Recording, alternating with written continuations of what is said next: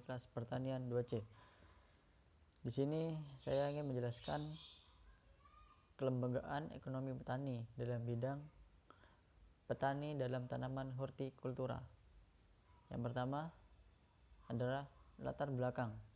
Latar belakang tanaman hortikultura mendapatkan perhatian besar dari pemerintah karena telah terbukti perannya sebagai komoditi yang dapat dipakai sebagai sumber pertumbuhan baru sektor pertanian.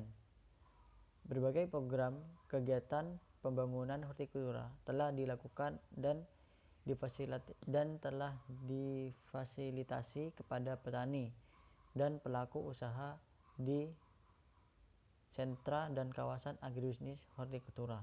Adapun prinsip tanaman hortikultura di sini adalah mencakup yang pertama adalah mengenali sifat biologis hasil tanaman yang akan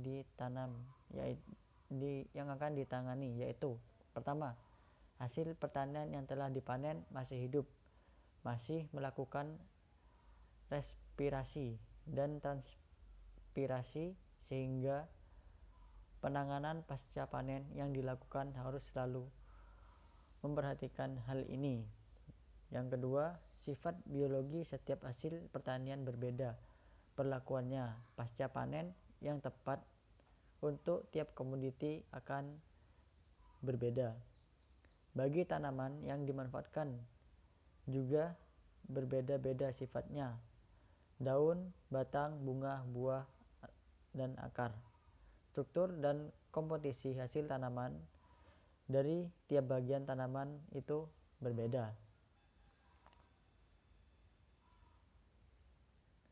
Perubahan-perubahan yang terjadi dari bagian tanaman setelah panen, yaitu perubahan yang terjadi dari bagian tanaman setelah panen, yaitu perubahan fisik atau morfologis. Daun menguning, bunga layu, batangnya layu, memanjang atau mengeras, buah matang, ranum, bonyok, buah muda, jagung manis, biji, keriput, mentimun, keriput atau menguning, polong, alot, menguning, umbi dan ubi bertunas atau berakar. Perubahan komposisi. Yang pertama, kadar air berkurang, karbohidrat berkurang, peti menjadi gula dan sebaliknya. Protein terurai lemak menjadi tengik, vitamin dan mineral hilang atau berkurang, timbul aroma bau. Di sisi lain, kita juga perlu mengetahui jenis kerusakan yang dapat terjadi dalam tanaman hortikultura, yaitu kerusakan fisik atau fisiologis. Yang kedua, kerusakan mekanis. Yang ketiga, kerusakan biologis. Yang keempat, melakukan penanganan yang baik, yaitu dengan cara menggunakan teknologi yang baik dan benar dan menyesuaikan dengan tujuan penanganan. Yang kedua, hindari kerusakan apapun penyebabnya dalam penanganan pasca panen. Penanganan harus dilakukan dengan hati-hati dan mengikuti kaidah-kaidah yang telah ditentukan. Yang ketiga, mempertimbangkan hubungan biaya dan pemanfaatan. Yang kelima, faktor yang berpengaruh pada kerusakan hasil tanaman hortikultura.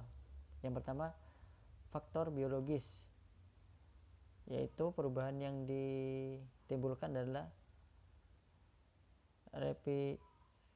respirasi, transpirasi, pertumbuhan lanjut, produksi etilen, hama penyakit.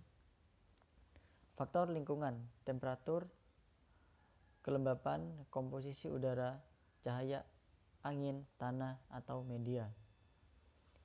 Yang selanjutnya, kebijakan dan strategi yang digunakan dalam penanganan tanaman hortikultura, yaitu pendekatan yang dilakukan untuk mematuhi prospek pengembangan komoditi unggulan hortikultura adalah dengan menggunakan analisis SWOT atau SWOT analisis, yaitu menganalisis lingkungan internal dan lingkungan eksternal. Analisis lingkungan internal dilakukan untuk mengidentifikasi kekuatan serta kelemahan, sedangkan analisis eksternal dilakukan untuk mengidentifikasi peluang dan ancaman. Sehingga pengembangan komoditi unggulan hortikultura dikatakan prospektif apabila faktor-faktor internal dan eksternal tersebut memberikan pengaruh yang positif.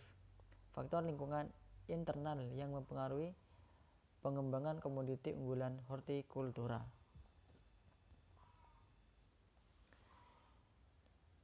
Yang selanjutnya adalah hasil analisis SWOT menunjukkan nilai INVAS 2,4 dengan EVAS 2,65 yang berarti memiliki peluang yang prospektif untuk dikembangkan dan memiliki kompetensi untuk mengerjakannya.